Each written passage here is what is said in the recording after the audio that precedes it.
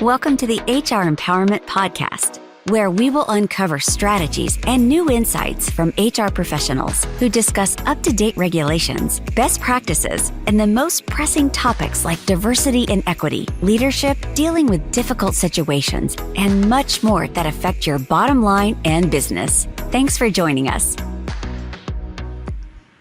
Welcome to Assertive Communication. I'm communication and leadership skills expert Pamela Jett, and this is episode number 1 of a 5-episode series designed to help you learn how to communicate more assertively, or as I like to say, how to say it with backbone, not bite.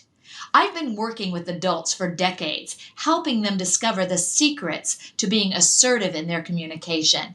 And one of the things that I've noticed as I've worked with hundreds of thousands of people around the globe is that many people have no real idea what assertiveness is and what assertiveness is not. And that's what we're going to discover in this episode. And to help you do this, I'm going to encourage you to imagine in your head a horizontal line. But it's not really a line, it's a continuum. I like to call this the communication continuum.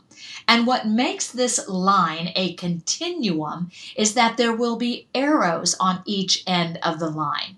So you have your horizontal line, and at the end of the line, there's an arrow pointing to the left, and at the end of the line on the other side, there's an arrow pointing to the right. And what this indicates is that this continuum would go on and on and on and on. There is no end point, and we're all very familiar with what continuums look like. And it's helpful to think of a continuum as we discuss communication, because often we find that some people are either extremely passive or almost unbelievably passive, and then some people might be more moderately passive, or they might be slightly passive. Regardless, it still falls in that passive range. And you will almost always be able to find someone who is more or less passive than someone else. So it's a continuum. And as we go through this continuum, I encourage you to think to yourself, where do I normally fall? What is my default or my comfort zone method? Because almost all of us can step out of our comfort zone and behave in a way that is different than our natural tendency. But where do you most of the time in most situations fall? And on one end of the line, I'd like you to envision the word, or even write down the word passive, P-A-S-S-I-V-E. And passive communicators are the kinds of communicators who have a hard time standing up for their own thoughts, their own wants, their own feelings, their own desires. The passive communicator will say yes when they would like to say no. The passive communicator does not want to rock the boat. They don't ever want to upset anyone. They will often engage in a lot of people-pleasing communication. They will often avoid conflict because they don't want to upset anyone, or they don't want to hurt anyone's feelings.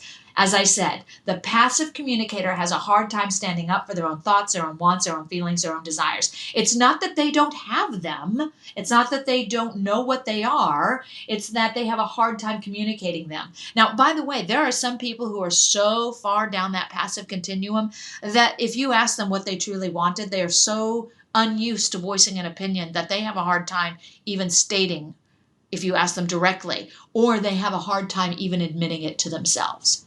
But it's not as if you don't have an opinion if you're passive. It's that you often don't want to share that opinion because of fear of repercussions.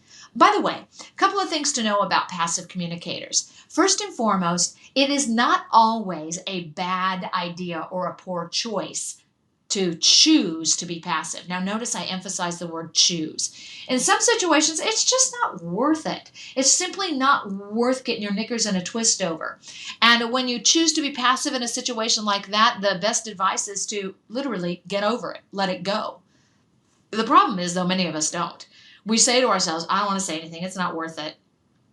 We hold on to a little bit of anger and animosity and resentment or frustration, and we put it in our backpack or our gunny sack for future use. And this sets us up for passive aggressiveness.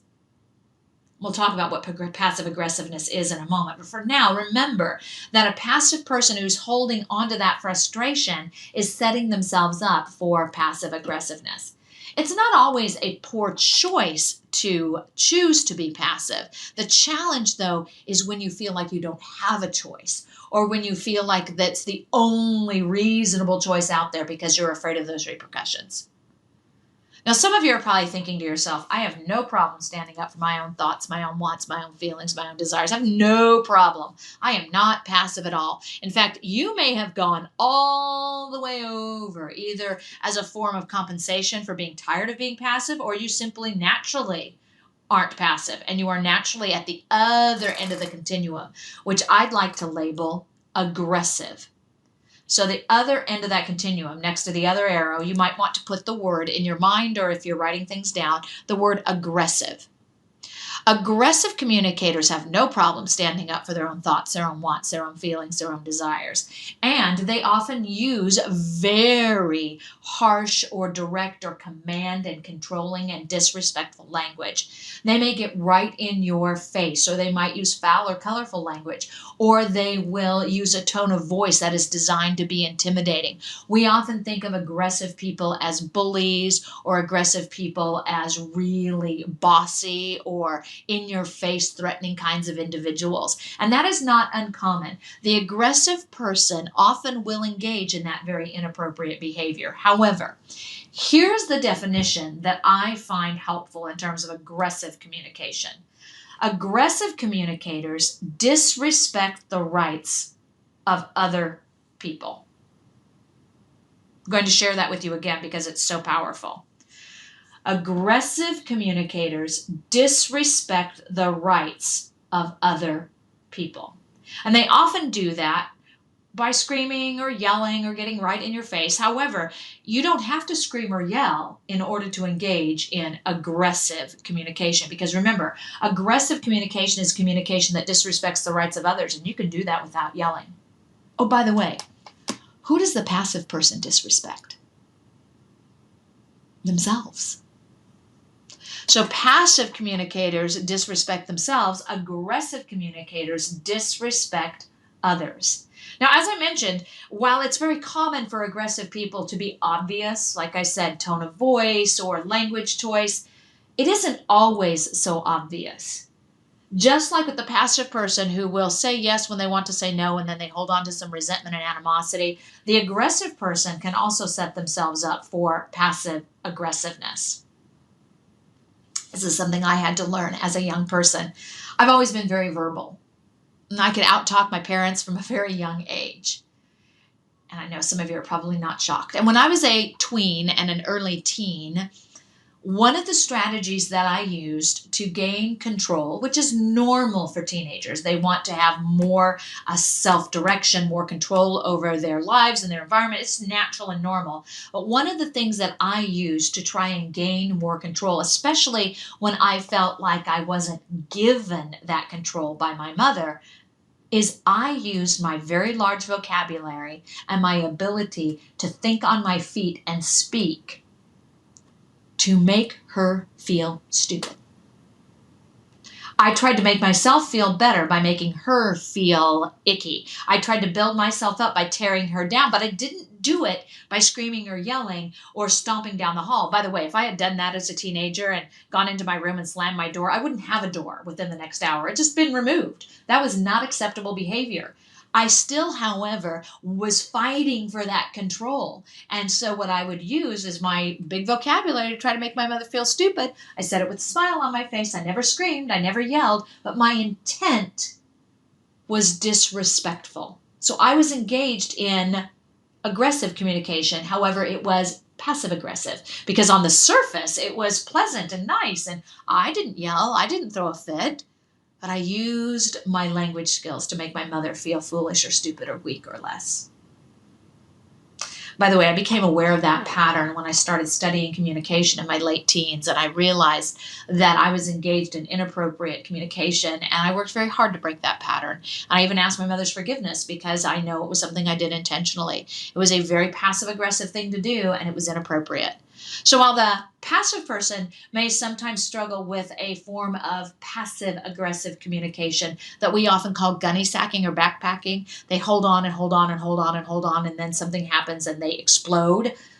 The aggressive person also can often do what I did, which is to be nice on the surface, but my intent was disrespectful. We know that passive communication is not the kind of communication that works for us professionally or personally. Aggressive communication typically does not work personally or professionally. Assertive communication is the goal. And assertive communication is communication that respects the rights of all parties. So the assertive communicator can stand up for their own thoughts, their own wants, their own feelings, their own desires, without being a bully, without screaming or yelling or using foul or colorful language or intentionally disrespecting someone.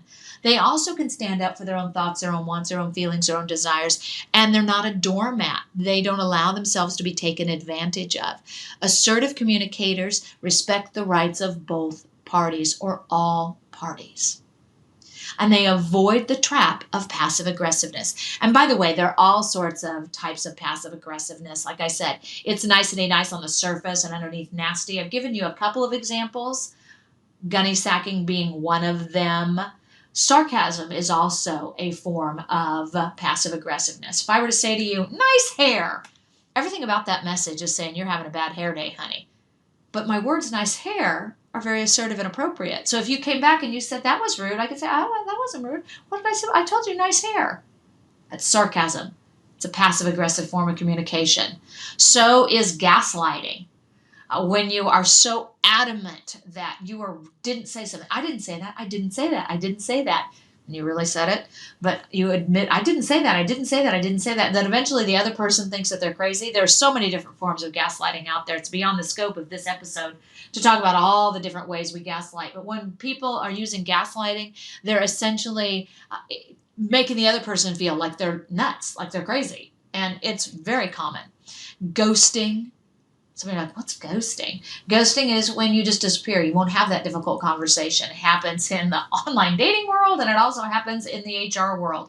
A lot of employers will say that many new hires are simply not showing up. They don't do the courtesy of saying, I've taken another position. They aren't assertive enough to say, I've went with another offer. They just simply don't show up. It's a form of ghosting. Or the silent treatment, or withholding, or giving backhanded compliments. These are all forms of passive aggressiveness. Some passive people are more prone to using things like kitchen sinking. Aggressive people are more prone to using things like gaslighting. But it is something that we all sometimes struggle with. So the key becomes, how do I stay assertive? How do I engage in communication consistently that respects the rights of all parties? And I don't revert into passive aggressiveness or passiveness or aggressiveness. This has been episode number 1 of Assertive Communication, where we have discovered the difference between passiveness, aggressiveness, and assertiveness. And we've discovered that assertive communication is communication which respects the rights of all parties. In episode number 2, we'll be talking about what we want to do as individuals to help us develop assertiveness. I'm communication and leadership skills expert Pamela Jett, and this has been episode number 1 of Assertive Communication. Thank you for joining the HR Empowerment Podcast, brought to you by Aurora Training Advantage. We hope you've gained new insight and strategies to navigate the HR profession. We look forward to you joining us again on the HR Empowerment Podcast.